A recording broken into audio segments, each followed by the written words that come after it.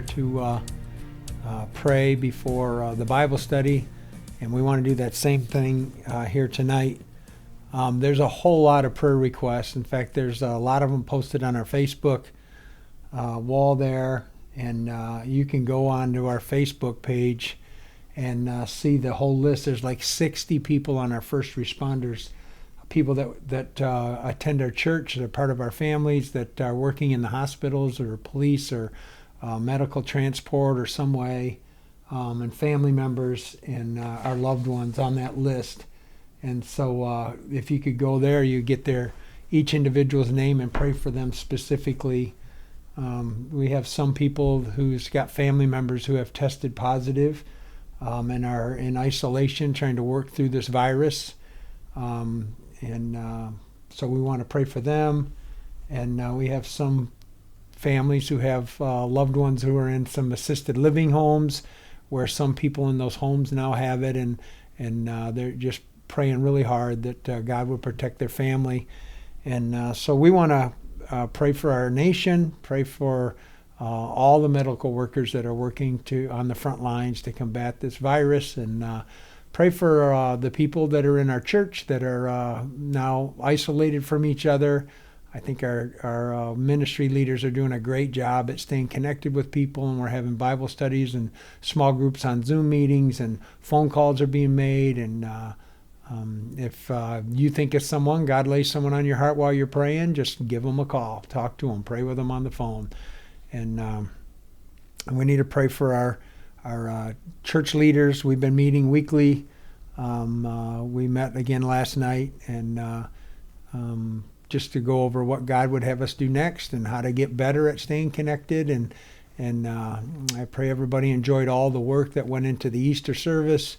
So many people put so many hours in putting that together, and I think it was awesome. And keep praying for the live streaming and all the videos that are going out. And so let's pray. And I told you last week we got done with Ezekiel, and we're going to start another book, and I'm going to tell you what that is when we're done praying. So if you would just bow your heads with me, and let's just pray together. God, we love you, and we are so grateful that you are our God, and that you are our fortress and our shield, and you go before us. And I thank you for Psalms 91 that Rob and Cindy posted, where you are with us no matter what, and you will guard us and protect us from whatever this world has to throw at us, and we can count on you. You are our God. And I just pray, God, for the requests that we have. I pray for the church and the connections that need to be made, and I pray, God, you'd lay people on each other's hearts, and as you show us who we should call and talk to, that we could call and have a conversation and pray with each other. I thank you for watching over those that are sick. I think of Rob and Cindy and how they're already sick and very vulnerable to this virus. So I pray your protective hand over them. I thank you for the miracles you've been doing there. And pray for Jim Fly as he's recovering from his cancer. And I always pray for Jonathan Turnbull, Captain Jonathan. I just pray, God, for your protective hand over him. Pray for each ministry leader, the youth and the young adults and the children and small groups, and on and on and on the ministries go, our praise and worship. And I pray, God, that you would just be with the leaders of those groups, give them wisdom, show them how to stay connected, how to keep their ministries going, and how to be discipling and building your kingdom. Thank you, God, for our president and the leaders in our country, and I pray for wisdom there. And God, I pray that you would have your hand on them and guide them. And God, I pray that you would just unite us as a nation against this virus, and may we not be in conflicts with each other and arguing over whose fault this is or that is. But God, I thank you for the atmosphere and the way people are seeking you. It seems like people are more open to hear the truth of your word now than in a long, long time. And I thank you for that. Pray for my brother as always as he's working at the mission and passed out Easter baskets, and he's delivering food. And I pray, God, that you just watch over him, give him wisdom, protect him, keep him in the center of your will, and all the people that he has working with him, just bless them. Give him a blessing, God, And I pray it in your name. I pray for for Michelle Dolan and Paul Schofield as they recover. And I pray for the new believers. As always, we have some new believers, God, and I pray that they would keep drawing close to you. I pray we'd all be in your word more and more and more. This is a great time, God, where you're maybe setting our priorities straight and helping us to sit back and take the Sabbath, enter into that rest that you want us to. Help us to understand your word as we study it. I thank you for the reports of Cindy's knee. And I thank you for Don being a good caregiver, and I know they love each other. And I just pray, God, you draw them close to each other as her knees heal and close to you. Thank you for Erin's healing after her surgery, and I pray for Pat Link. And thank you for hearing the great reports of Gary Sable's wife, Marcia, and her back's healing up. And God, I pray for the police officers that are out. You'd give them wisdom, protect them, watch over them. Pray for John Blakemore in the hospital. And I pray for Karen Steyer and Joanne and others that are in assisted living homes where we got reports that there are some in those homes already and that have the virus. And I just pray for your protection. I thank you for being a God that knows our hearts and our prayers. Even if we're not together, you know what each one's praying for. Unspoken, unsaved, unemployed people, God, I just pray you'd watch over them and draw them close to you. May the right people be in the right place, that, God, they would be confronted with the question about who you are and the fact that they need to give their life to you and surrender their life to you and accept you as their Lord and Savior. And I pray, God, that you would help us to be ready to give an account when that opportunity comes. I have Tim Fink on my prayer list. He's in quarantine with the symptoms, God, and there are others that have the symptoms. That, God, I pray that you'd be with them. I'm thinking of Carol Loudermilk's mom, Patricia, who has been tested positive, and Tina Bentley's sister's got a few requests in there where some friends have tested positive. And God, I just pray for your protective hand. Nancy Varon called me today and gave me a Chuck, a friend's husband, who has been tested positive. And I just pray, God, that you'd watch over them. I got Laura Scott and her husband Chuck come to my mind. And Laura, I actually posted that a co-worker's husband has passed away. And I just pray, God, that you'd comfort that family. God, use these bad things to build your kingdom. Even though it's bad, you can take it and turn it around and use it for good, God. And pray for Andrew Sloat's dad. I pray for Dr. Gardner and Dr. Mike as they lead our district.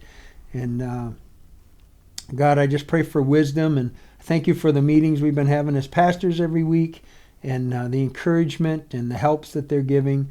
And God, I pray that you would just watch over and protect them as they do the work that you have them doing. And God, I pray that this virus would come to an end.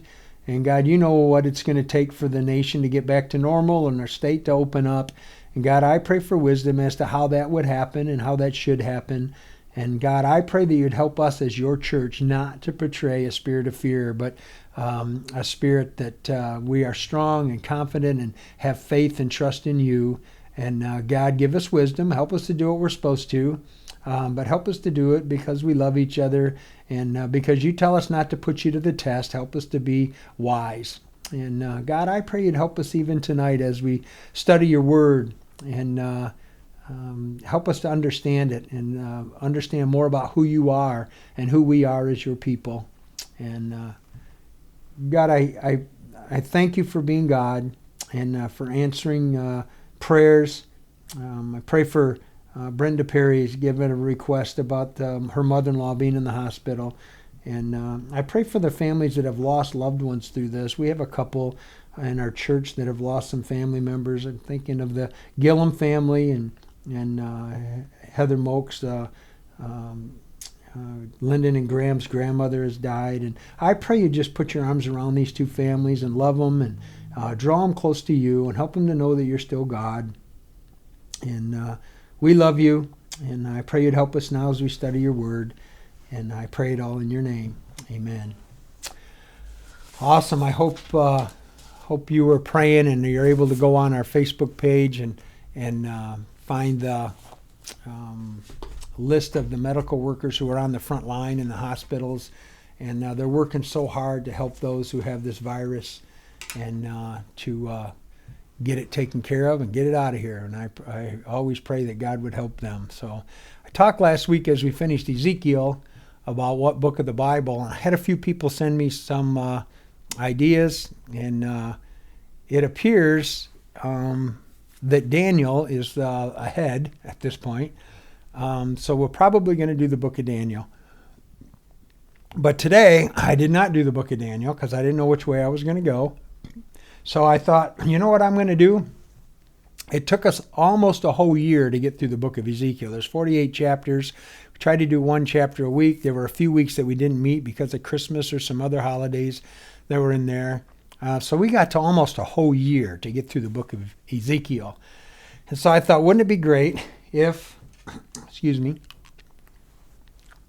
wouldn't it be great if we could get through a whole book in the Bible in one night? And so tonight, we're going to do a whole book. We're going to study a whole book from beginning to end in one night. So you're going to have to buckle up and you're going to have to hang on because we're going to be going super fast. I'm just kidding. We're not doing that. But we are going to go through a whole book in the Bible because I got to looking at some of the minor prophets. Ezekiel definitely is a major prophet. They call them major prophets by how the length they are. Minor prophets are shorter. And Obadiah is only 21 verses. So it hasn't even got chapters. You got one chapter. And I got to looking at Obadiah because some of the things that Obadiah talked about are things that go right along with what Ezekiel had talked about. And when was Obadiah written? Nobody knows for sure. In fact, nobody knows exactly which Obadiah we're talking about. The name Obadiah means the servant of God. So he's a servant of God is what his name means. A lot of people think in fact, you can look in the Old Testament, there's 13 different Obadiahs. So people are like, which Obadiah is it? Well, the Bible doesn't tell us. And Obadiah doesn't start out by saying, I'm Obadiah and this is my dad. He doesn't give us any clues about who he is. So we just have to try to figure it out. And of those 13, it's gotten narrowed down to 4. So 4 of those Obadiahs, it could be. And there's no way to know for sure. There's a couple of them that are at the top. In fact, one of them rises right to the top. But I still wouldn't be dogmatic about this is the Obadiah. In fact, it doesn't matter who the messenger is. The message is what's important. If you got mail and you went to your mailbox, you wouldn't be saying, oh, I wish I knew who the mailman was. I can't read this if I don't know who the mailman is. We can still get the message without knowing for sure who Obadiah is. But the top 4 is in 1 Kings 18, there's an Elijah Elijah went and he found Obadiah and said, I want you to go tell King Ahab that I want to meet with him. Now, it hadn't rained in several years and there was this drought and he had gone and living with the widow. Remember, God did a miracle and had just enough oil and just enough flour every day for them to have a meal. And finally he comes and he finds Obadiah after King Ahab had split him up and said, look, you go look this way and I'll go look that way. We got to find this guy because Elijah had said it's not going to rain until God says so. And so he finds Obadiah and says, go tell King Ahab I'm going to meet with him. And Obadiah said, come on, give me a break. If I leave you and you don't show up, he's going to kill me. So that's the number 1 choice. There's an official named Obadiah. For Jehoshaphat was just a little bit before that story. And then in 2 Chronicles 34:12, there's an overseer in the temple named Obadiah. And then in Nehemiah, when they were rebuilding the walls around Jerusalem after they've come back, so that would have been after Ezekiel that we studied last year, there was an Obadiah that was a priest to Nehemiah and the people that had gone back to Jerusalem. And again, which one it is, I'm not going to say it has to be that one. Most people think it was the Obadiah that Elijah ran into on the road and said, go tell King Ahab. Well, that story took place about 850 BC, so way before the exile to Babylon, but yet some of the things in Obadiah talk about how God has dealt with Israel and how he's going to deal with those nations. And when we studied Ezekiel, God was giving Ezekiel some of the same messages. So It's amazing how God can give those messages. That Obadiah, that a lot of scholars believe wrote this, and again, we don't know for sure, is the Obadiah that said, Elijah, I hid 100 prophets in the caves when Queen Jezebel was trying to kill him. So he was a godly man, and God has given him a vision and a prophecy that he wants him to share. And so we're going to study that tonight. I want to talk to you about what he's going to talk about, because he's going to talk about Edom, and so we need to know who Edom is. And Edom is going to be Esau. So we have to go all the way back to Genesis chapter 25 to get the story of Jacob and Esau. In Genesis chapter 25, if you remember, Isaac and Rebekah are having going to have a child. Remember, Rebekah wasn't going to have children, so Isaac prayed, and God opened up her womb. And then when she became pregnant, she said, "If this is God's will, why am I having trouble? There's something going on inside of me." So she went to the Lord and inquired, and God said, "There are two nations inside of you, and the older is going to serve the younger." God is God. He knows the end from the beginning, so he could look through history and he could see that the older was going to serve the younger. He could even see the choices they were going to make. So this vision, this prophecy that Obadiah is going to give is going to be toward Edom. It's going to be toward Esau's descendants, because Esau came out with red hair, and he was called Esau because it means red. Edom is red. Okay? In fact, there are places, let's see here, in Genesis chapter 36, it says, "These are the generations of Esau, the father of the Edomites." So right there, it point blank says that the descendants of Esau are the Edomites, or from Edom. And in Genesis 27:41, it says that Esau hated his brother Jacob. Now, Jacob did steal his birthright, and remember the story about he stole his blessing, but Esau gave him his birthright. Remember the story when he come in from hunting and he was really hungry, and he said, "What smells so good?" And he said, "Well, I got some red lentil stew." And he said, "I got to have some. If I don't eat right now, I'm going to die," which was melodramatic, because there's no way he was going to die. He was the son of Isaac, who was the richest patriarch that was in that land at that time. But he said, "What good is it if I die?" And he traded his birthright, which was a double portion. And remember, there was only 2 boys in that family. So a double portion would be he'd get 2/3, and his brother only got 1/3. So it was a big deal. And he just nonchalantly didn't care, and he gave it away. And God probably saw his attitude and realized that his nonchalant attitude about the things of God, because God had instituted all that, and he didn't really care about God, disqualified him.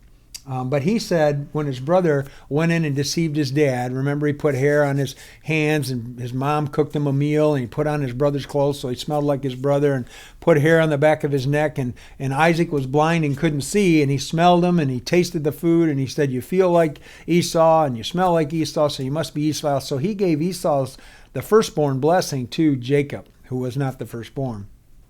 And when Esau found out about it, he said, "I'm going to kill him." Well, that rivalry, or that hatred, went on to the next generation and the next generation, which we even see that today. I mean, you can tell by what kids say what is said in the homes. And sometimes prejudice or anti-Semitism is passed down generation to generation because of the attitude or the feelings that parents have, even not knowing it, passing it on to their kids. And if Esau hated his brother and the blessing went to Jacob, remember what God told Abraham at the very beginning in Genesis chapter 12. He said, "I'm going to make you a great nation." And in Genesis chapter 12, he says, "Those who bless you, I'm going to bless. But those who curse you, I will curse." And Esau and his descendants are going to find out that they fall on the side where they cursed Jacob. They hated Jacob. They hated Jacob's name was changed to Israel. So the Edomites hated Israel. And any chance they had to attack or cause trouble and they weren't really strong enough to do it on their own, but anytime another nation was attacking Israel, they either helped or they rooted them on or they cheered them on, which we're going to see here. And so they are going to get the curse from God. God's not going to bless them. In fact, God is going to work against them. From that point on, it just seems like the Edomites and Israel, if you read through the Bible, conflict all the way through the Bible. And they're brothers. I thought of that. They're brothers, and the conflict, the family conflict, just never goes away. If there's any lesson we get out of this, it's that, you know what, we're family, our biological families and a church family. So if there's a conflict between somebody, we need to go and we need to get it sorted out. We need to ask for forgiveness. We need to forgive, and we need to put it in the past and move forward. When Cain killed Abel and God confronted him about that, what did Cain say? Am I my brother's keeper? And we're going to learn from Obadiah that yes, we are. All of us are our brother's keeper. It's our job to care for and love and forgive and be forgiven by each other. So, let's see. I got a couple verses where the Jewish people, in fact, one of them was in the Psalms and one's in Deuteronomy, talks about the Edomites. In Deuteronomy 2:1, it says that God told Moses that when they're coming out of the promised land, they're going to go past their brothers, their cousins area, and that God has given the Edomites that area, so they weren't to take anything. If they used any water or food, they're supposed to pay for it. But when they got there, Moses sent word in saying, look, we're just traveling through. We're just going to stay on the king's highway. We won't drink your water. We won't eat. Just let us pass through. And the Edomites said, no, you're not coming through our land. In fact, they said, if you even start, we're coming out with an army and we're going to attack you. So don't you come through our land. So Jacob's brother, the descendants actually caused Israel to take a longer route to get around because God said, don't go in there. That land belongs to them. And in Psalms 137, verse 7, listen to what it says. This is Israel talking to God. It says, remember, O Lord, what the Edomites did on the day Jerusalem fell. Tear it down, they cried. Tear it down. All the way to its foundation. So it seems like if the Edomites weren't in there causing trouble, they were cheering and rooting on the nations that were causing Israel trouble. It's like they had this deep hatred, this animosity toward them. And even if they smiled on the surface, we've probably all met people like that to your face they will smile and act like it's fine. But as soon as they leave, you get the gossip back where they're bad-mouthing you, and they're just in the heart. They just got this animosity towards us. So this is what was going on here. A few more little tidbits before we start to read is Edomites and Idumeans are the same race of people. In fact, the Edomites got kicked out of their land. They moved over into the Negev desert, farther to the west, and their names kind of got changed. King Herod in the Bible was an Edomite or an Idumean, which is the same. And their ancestors switched to Judaism, and King Herod actually sent to Rome and said, I want to be in charge. So King Herod was not Jewish. He was an Edomite. King Herod was a cousin to the Jewish people.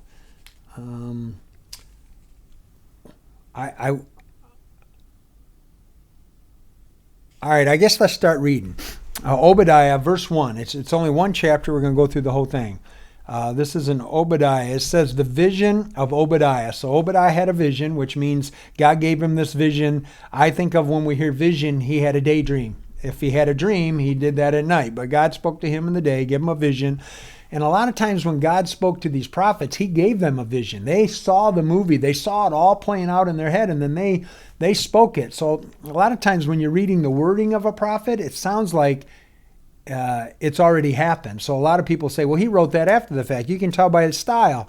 But he wrote it like it already happened because he already saw it. It may not have happened in our world yet, but he saw it happen. So a lot of times the prophets will write with that kind of style. Verse 1, it says, this is what the sovereign Lord says about Edom. Okay, so this prophecy is sent to Edom, and we already talked about that. Edom means red, and these are Esau's descendants. So these are cousins to Israel. It says, we heard a message from the Lord.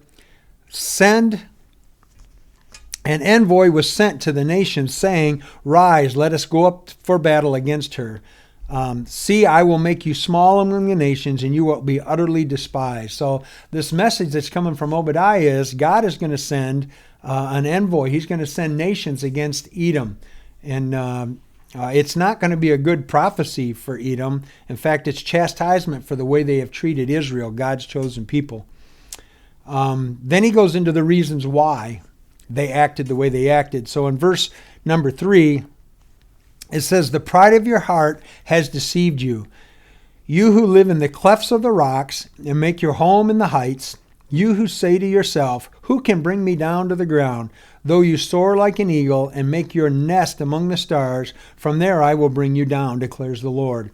So he says, one of the reasons why, and there are several, one of the reasons why this prophecy is coming against you, and one of the reasons why God is going to be against you, is because of your pride. They were proud, and when someone is proud, they look down on others. Anytime you look down on others, you're proud of yourself. And anytime we get too much pride, it's because we think we're better than somebody else, and they had that same problem.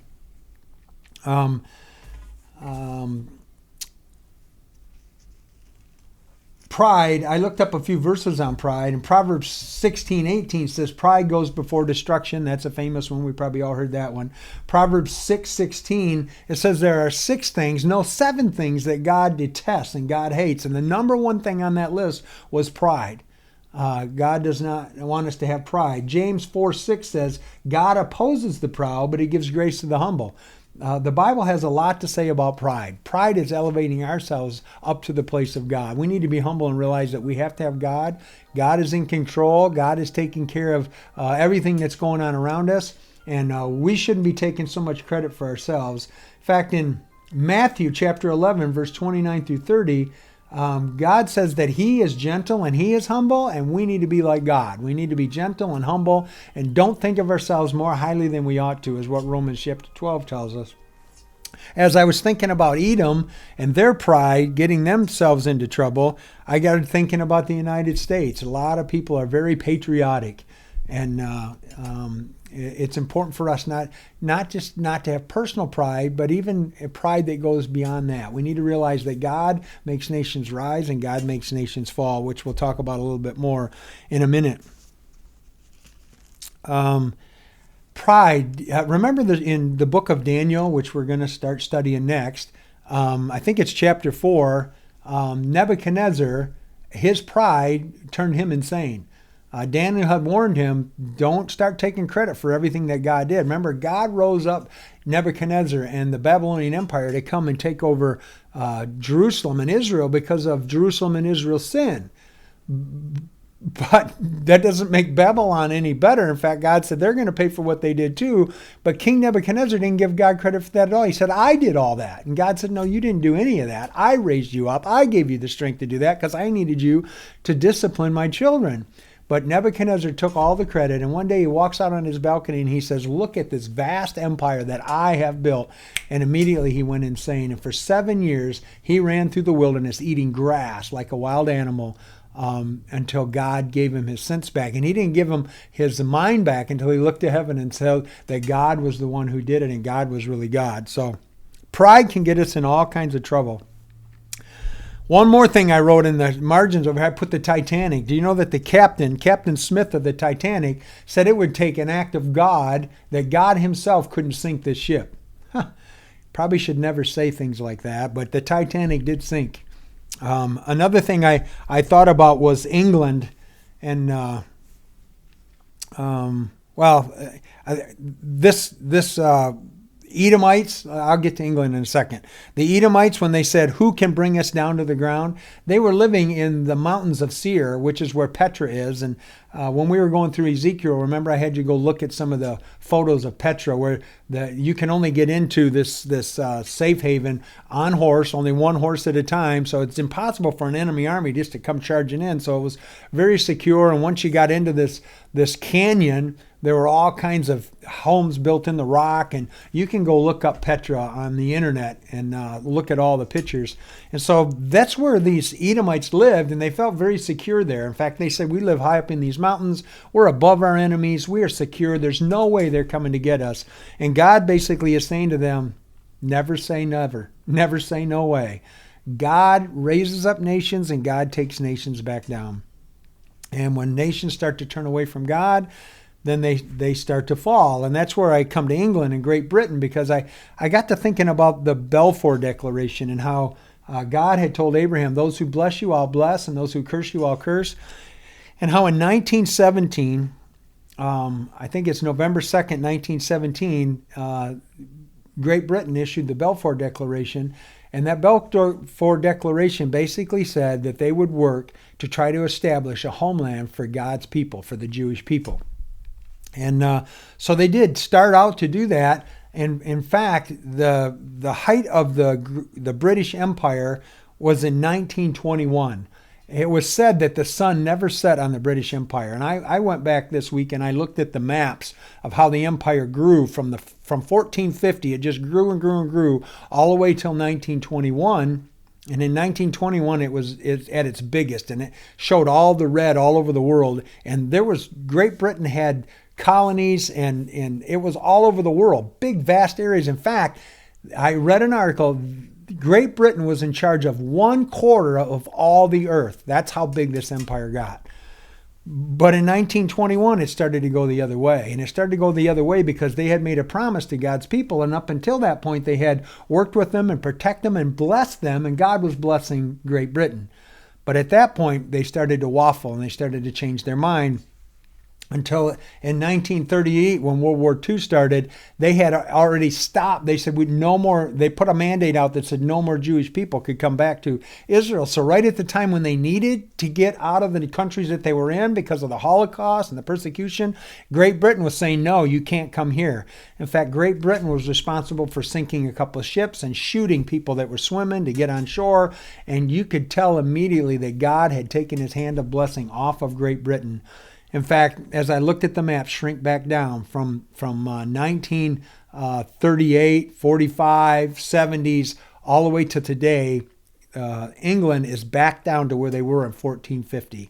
In fact, in 1970s, the one of the princes, I don't think it was Prince Charles, but somebody said the empire is gone. Because they're right back where they started. Why? Because God said, I'm going to bless those who bless you, and I'm going to curse those who curse you. So God took his hand of blessing off of them, and they shrunk back down. So God is telling the Edomites, you might, in your pride, you might think that you're safe and nobody can get to you, but I'm God. And I'm telling you, if I send the nations, they're coming. And so in verse 5, God starts to tell the Edomites, the nation of Edom, what's going to happen. He said, if thieves come to you, if robbers in the night, oh, what disaster awaits you. What would they steal? Only as much as they want. If grape pickers came to you, would they not leave some grapes? But how Esau will be ransacked, his hidden treasures pillaged. So he says, you know what, if some people broke in the middle of the night, if they broke into your house in the middle of the night, they might take valuables, TV, some jewelry, but they're not going to take everything. When you get home, there's still going to be some furniture. It isn't like the house is like the Grinch stole Christmas. It ain't like he's going to take all the furniture, the Christmas tree, the bulbs, every bit of food out of the refrigerator. It doesn't happen like that. But God says, if thieves came, they might not take everything, but I'm going to take everything, because this is what you get for turning your back on my people. If grape pickers came to pick grapes, they wouldn't take every single grape. There would be some gleanings. There would be some left. But God says that's not going to be the case. They're going to seek out even the hidden treasures that you have are going to be gone. In verse 7, it says, all your allies. This is another reason. God says your pride's getting into your trouble and you're trusting in your allies instead of trusting in me. Verse 7 says, all your allies will force you to the border. Your friends will deceive and overpower you. Those who eat your bread will set a trap for you, but you will not detect it. So they're not even going to see it coming.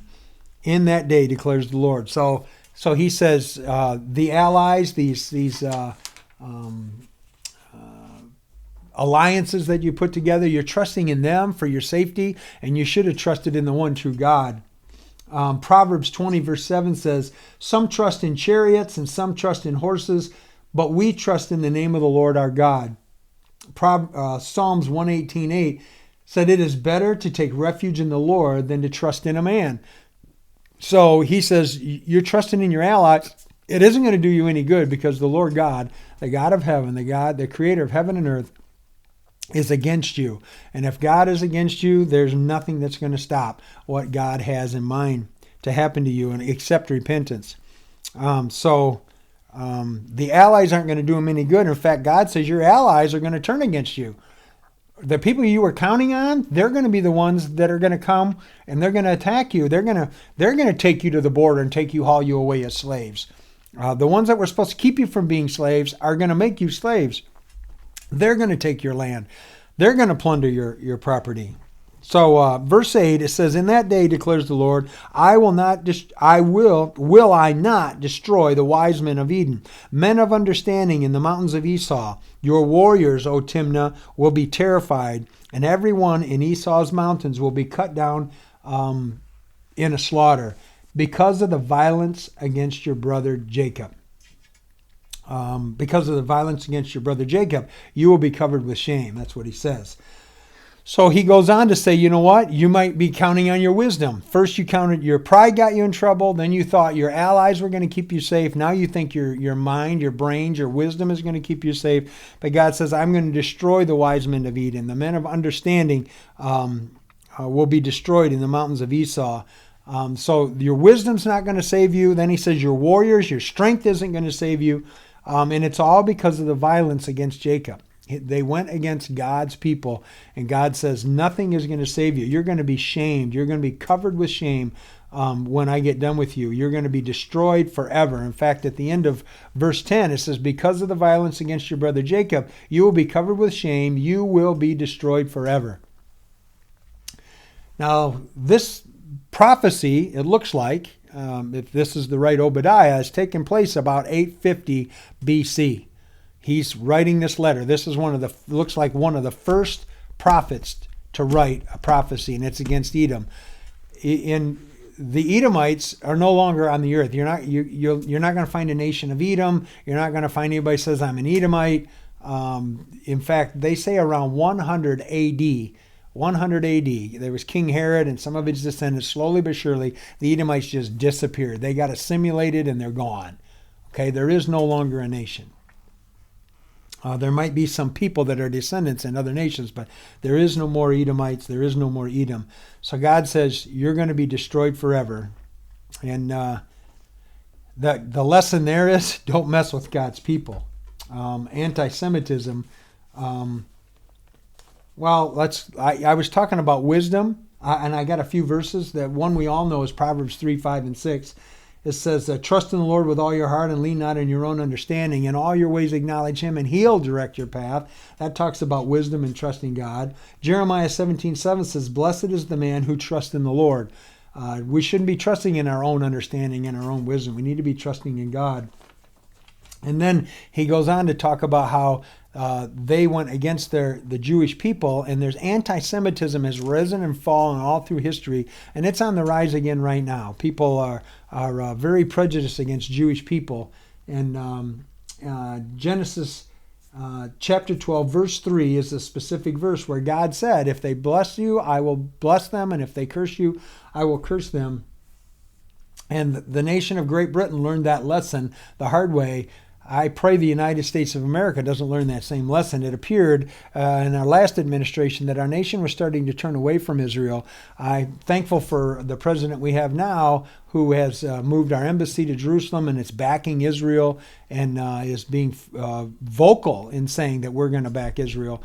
I don't know that we're a Christian nation anymore. We've turned our back. Of course, during this coronavirus, it seems like more and more people, I hope they come and they search out God and have a real relationship with him.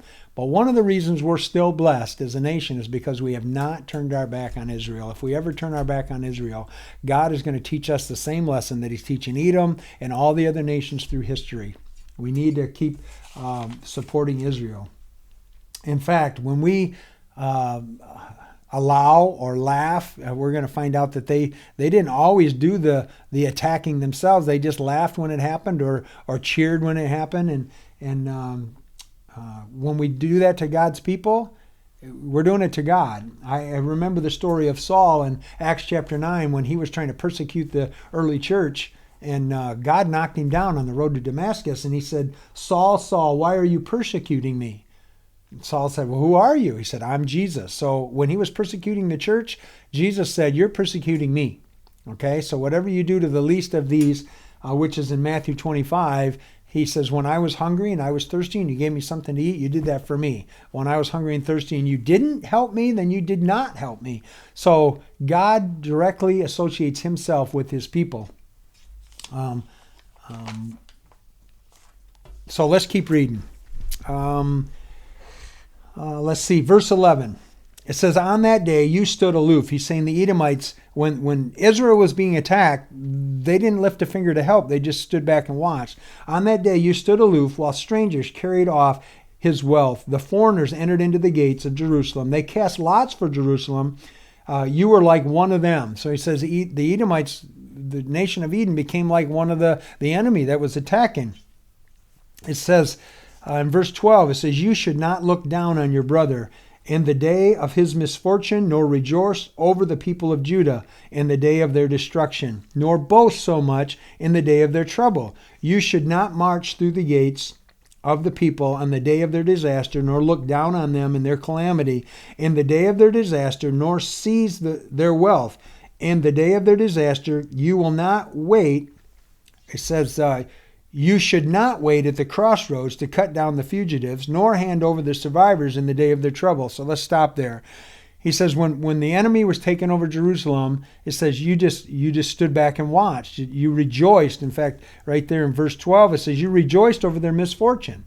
We wouldn't do that, right? Somebody who's done something wrong to us, and we're kind of carrying this grudge, and on the outside we're smiling and we're acting like nothing's wrong. But when some misfortune happens to that person, do we secretly go, yeah, get him, God, do it? God says, don't do that. God says that's not the attitude he wants us to have. So we need to be searching our heart and saying, God, search my heart. Find out if there be a wicked way in me. So God says, we're not supposed to look down on people. It says that the Edomites, right here in verse 14, it says they stood at the crossroads as the refugees were fleeing Jerusalem. They stood at the crossroads and they helped kill them, or they captured them and sold them into slavery. And God says because of that is why you're being judged. So God the first part of this book, God is going through why they acted the way they acted and what they did. And God tells Obadiah, I want you to share point blank, be very blunt with them about what's going on and why they're getting. So from the 850s when he wrote this, it all the way through even the exile and even all the way up to the New Testament, the Edomites and Jacob had this warring relationship, even though they were brothers. And God says, because of that relationship, because of your attitude, there are going to be consequences. You're coming up against me. So verse 15, it says, the day of the Lord is near for all nations. So now Obadiah shifts from the day of the Lord is near for just you, Edom, to all nations. All the nations that have come against Israel, all the nations that have come against God's people, the day of the Lord is coming. When you hear that term, the day of the Lord, it's the day of reckoning. It's the day of judgment, and it is coming. God is going to set everything straight. People might think they're getting away with something because right now God's not doing it as quick as we think. In fact, if he wrote this 850 BC, and it was 100 BC before the Edomites were gone, that's 950 years. That's slow in my mind, but in God's eyes, that's the way the process goes. It's coming, even if we don't see it coming. God's judgment will come if we don't obey God. So he says, the day of the Lord is coming to all nations. It says, as you have done, it will be done to you. So in other words, what goes around comes around. You've heard that before. Proverbs 24:17 says, don't gloat when your enemy runs into trouble, and don't rejoice when they run into a problem. That what goes around comes around made me think of Haman in the book of Esther, where he built this 75-foot high gallows to hang Mordecai on, and he was excited. He was going to have so much fun because he hated Mordecai. Mordecai wouldn't give him the allegiance that he thought was due him. Mordecai was Jewish, but you know what ended up happening? Haman, the guy who built the gallows, actually was hung on his own gallows. What goes around comes around. God says, don't think so highly of yourself. Don't start gloating. We need to be trusting God. We need to be trusting God to help us to think and act and forgive and be realistic. In fact, in Romans 12, it says we need to think soberly about who we really are and how we really think. We need to be honest with ourselves. He says, your deeds will return upon your own head. What goes around comes around. Verse 16, just as you drank on my holy hill, so all the nations, just as you drank on my holy hill, so all the nations will drink continually. So just as well, in fact, I looked up, the New Living Translation translates that the best. It says, just as you drank my people, just as you drank of my people on my holy hill, so all the nations will drink the punishment continually. So just like they used to come onto his holy hill and just take and drink of his people, God says, you're going to drink the cup of punishment. You're going to drink this cup, and you're not going to like it. It says they will drink and be as if they have never been. So God says judgment is coming. You thought you were just coming and taking from my people, but you're going to drink this cup of wrath, and you're going to be as if you had never been. Verse 17, it says, but on Mount Zion will be a deliverance. In fact, that's a quote from Joel 2:32, and or that's not a quote from Joel. Joel actually quotes this. He says in there that God said this, and he's quoting Obadiah. That's why a lot of the scholars date this book that far back, because Joel was written in 830, so this book had to be written a little before that. It says, but on Mount Zion will be a deliverance. It will be holy. We know who comes to Mount Zion ultimately is Jesus Christ. So that's a deliverance, but God's people are going to come back to his holy mountain. It says it'll be holy, and the house of Jacob will possess its inheritance. Now this inheritance has already started. We've seen it in our lifetimes. 1948, May 14th, 1948, they got their land back, but they have been coming back to this land, and this prophecy is for future. This prophecy hasn't been fulfilled yet because they don't possess all the land that God has given them. They possess part of the land that God has given them. In fact, when we get done here, it's going to talk about all the areas that God is going to let his people have, the land that they're supposed to have to start with, but because of their disobedience, they never possessed it. Verse 18, it says, the house of Jacob will be a fire, and the house of Joseph will be a flame. The house of Esau will be stubble, and they will set it on fire and consume it. And there will be no survivors from the house of Esau. The Lord has spoken. So when we're talking about the house of Jacob and the house of Joseph, there's a couple thoughts there. One is Jacob is Judah. That's the southern kingdom, and Joseph is Ephraim, which is the northern kingdom. Remember, Ephraim was one of Joseph's sons, and that was the largest tribe in the north. So a lot of times it was called Ephraim, even though it was the northern tribe. Another thought is Jacob represents Israel because his name was changed to Israel. And Joseph, remember when we studied last week, I think it was last week, the end of the book of Ezekiel, Jacob adopted Joseph's two sons and said, his two sons are going to be mine now. You're living in Egypt. You're not going to leave Egypt. You're serving the Pharaoh. You're going to be there. So Joseph is a term that would represent Gentiles. So you could look at this as Israel and the Gentiles. So God's church now is made up of Jewish people and non-Jewish people. So the house of Jacob will be a fire, and the house of Joseph a flame. And it says the house of Esau will be stubble, and they will be consumed. Set it on fire and consume it. There will be no survivors in the house. God has spoken. That now God is going to go on. You know what? I got a little note over here to the side I didn't cover. In Ezekiel chapter 37, verse 16, is the story where God told Ezekiel to take two sticks and put them together and make it one stick. And those two sticks represented Israel, which is Judah, and Joseph, which is Ephraim. So there's another example of how those two names fit, and they become one. Okay? Verse 19. verse 19, it says, the people of the Negev will occupy the mountains of Esau, and the people of the foothills will possess the land of the Philistines. They will occupy the fields of Ephraim and Samaria, and Benjamin will possess Gilead, and the company of the exiles who are in Canaan will possess the land as far as Zarephath. Remember, Zarephath was where the widow lady lived that Elijah went to and asked for a drink of water and a loaf of bread and something to eat. And she said, I'm telling you, I have nothing left. I'm making just a little bit for my boy and I, and we're going to die. And he said, if you'll feed me, God will make sure nothing runs out. And sure enough, day after day, God made sure there was enough oil. That's where he stayed when the drought was on. And that was up to the north by Sidon and Tyre. So it's north of where Israel was. So all of these destinations, let me read to the end and then we'll go back. It says, the exiles from Jerusalem who are in Shephard will possess the towns of the Negev. Deliverers will go up to Mount Zion to govern the mountains of Esau, and the kingdom will be the Lord's. Now let's back up just a little bit. Starting at verse 19, the Negev, that would be the south end of Israel. So he says the people from the Negev will go over and possess the mountains of Esau. So they're going to move over into Jordan, where the nation of Jordan is now. They're going to move over there, and God's people are going to possess that land. So what Obadiah is telling them is Israel's going to possess not only their land, but they're going to possess the land that you have, Mount Seir, Petra. In fact, if you read the book of Revelation, that's where the remnant that flees from Jerusalem during the tribulation period go to Petra. They go to that area, and that's where they are protected there. God protects them there.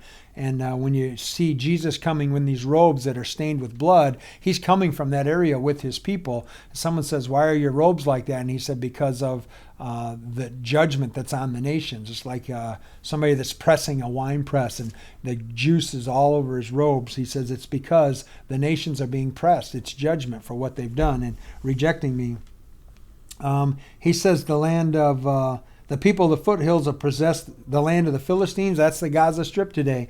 What God is saying here is Israel's going to possess these lands. They may not possess them today, but they are going to possess these lands sometime in the future. This hasn't happened in the past. It says they will occupy the fields of Ephraim and Samaria. We know that's north. North of Jerusalem was Samaria. Ephraim, the tribe, was north of there, so they're going to inhabit that. Benjamin will possess Gilead. That's far north. It's like northeast. It's on the east side of the Jordan River, which is land that they don't possess today. It says this company of Israelite exiles who are in Canaan will possess the land of Zarephath. We already talked about that. That's where Elijah went to the widow. That's to the north too, but it's over against the Mediterranean Sea. The exiles from Jerusalem who are in Shephard will possess the towns of the Negev. That's straight south. Deliverers will go up on Mount Zion to govern the mountains of Esau. So that's to the east. The mountains of Esau are to the east. And then the chapter ends with it says, and the kingdom will be the Lord's. I love Hebrews chapter 12, verse 16, and it's a warning to us and to the early church when the Hebrew writer wrote it down. In Hebrews chapter 16, it says, don't be godless like Esau. Esau and his descendants had turned their back on God. They never did worship God, and they just kept going against God's people and what God had set in place. And just like he said, if you bless my people, I'll bless you. If you curse my people, I'll curse you. And Hebrews chapter 12 says, don't be like Esau. Where'd I have another note? I want to find another note here. Micah chapter 1 is where it says, he says, Jacob I love, but Esau I hated. And I hear that verse a lot, especially from people who believe in eternal security or predestination, that God created some people to go to heaven and some not. And that's at the very end of the Old Testament. At the very beginning, when Jacob and Esau were being born, he tells their mom, he tells Rebekah, there's two nations inside of you, the older will serve the younger. He's talking about Jacob and Esau. But at the end, in Malachi, he says, Jacob I loved, Esau I hated. He's saying Israel I loved, Edom I hated. In other words, the nations and what they did and what they stood for. So it wasn't anything personal at the end. He was just saying it's all played out. They've grown into nations now. And God says, don't be like Esau. Don't be like the Edomites who rejected God in their godlessness. He wants us to search after him and chase after him, find out what the truth is. The whole lesson I get from this one chapter book of Obadiah is that God is still in control. He's God. And even though it took 950 years for this judgment to come on Edom, God is still God, and the judgment is still coming.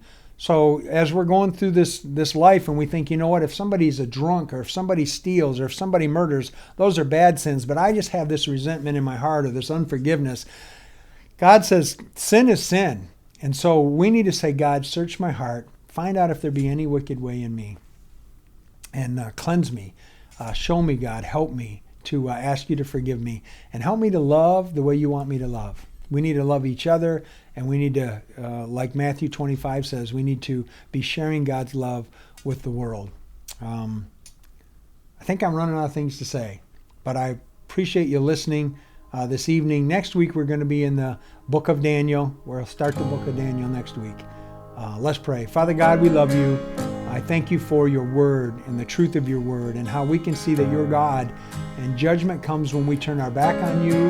We go against your truths and against your people. And God, I pray that you would search our hearts. Show us if there be any wicked way in us. Show us if there be any thoughts or attitudes that you know we need to have you help us correct. I pray you'd watch over us as we go through these days with the virus, being isolated. I pray, God, that you would help us to stay connected to each other, draw close to you, and I pray it all in your name. Amen. Thank you. Love you guys. If you have any prayer requests, put them up on the Facebook page so we can all be praying for them. Thank you.